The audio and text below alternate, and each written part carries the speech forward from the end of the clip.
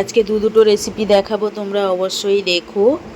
পুরো ভিডিওটা অবশ্যই দেখো, তারপর কমেন্ট করো। তো হ্যালো বন্ধুরা, তোমরা সবাই কেমন আছো? আশা করি ভালো আছো, আর আমিও খুব ভালো আছি। তো আজকে দেখো মাছের তেলের রেসিপি বানাবো। তো মাছের তেলটা আমি রেখে দিয়েছিলাম, রুই মাছের তেল, লবণ হলুদ মাখিয়ে রেখে দিয়েছিলাম। তারপর দেখো তেলের মধ্যে 5 ফোড়ন, কাঁচা লঙ্কা আর পেঁয়াজ দিয়ে দিয়েছি।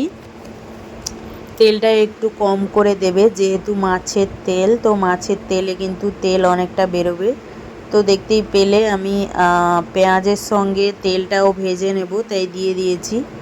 তো দেখো অনেকটা কিন্তু তেল বেরিয়েছে। আর লঙ্কার গুঁড়ো, হলুদ গুঁড়োটা আমি দিয়ে দিলাম।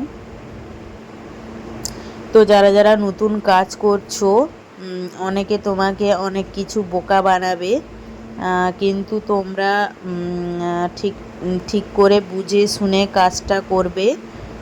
কেননা এরকম আমার সঙ্গেও হয়েছিল। আমি মিউজিক ভিডিও বানাতাম, তো সবাই বলল যে মিউজিক ভিডিও বানালে কপিরাইট চলে আসবে, তাই জন্য আমি অনেক ভিডিও ডিলিট করে দিয়েছি। তো এরকম ভুল কাজ তোমরা করবে না।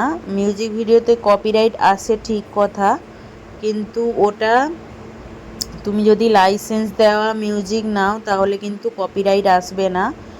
আর মিউজিকটা তুমি 15-20 সেকেন্ডের করবে, তার বেশি করলে কিন্তু কপিরাইট দেবে। তো দেখো আমার বলতে বলতে রান্নাটা হয়ে গেছে। এবার আমি তরকারিটা রান্না করব। তো 5 ফোড়ন, শুকনো লঙ্কা ফোড়ন দিয়ে দিয়েছি। এবার কুমড়ো আর আলু দিয়ে দিয়েছি। তো গরমের মধ্যে এরকম টক কিন্তু খেতে ভালো লাগে, আর আমাদের মেদিনীপুরে কিন্তু টকটা ফেমাস, প্রচুর টক খাওয়া হয়, মানে গরমে যেহেতু।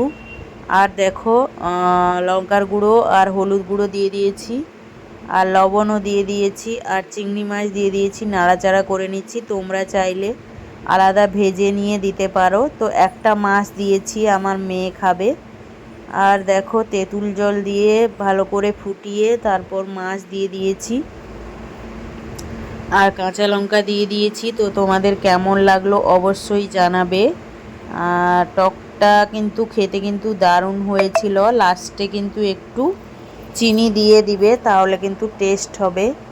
আর টক তরকারি কিন্তু বেশিক্ষণ একটু ফোটাতে হয়, তাহলে কিন্তু টেস্টটা ভালো হয়। তো আমার বাবা মা বলতো, তাই জন্য আমিও তোমাদেরকে বলে দিলাম।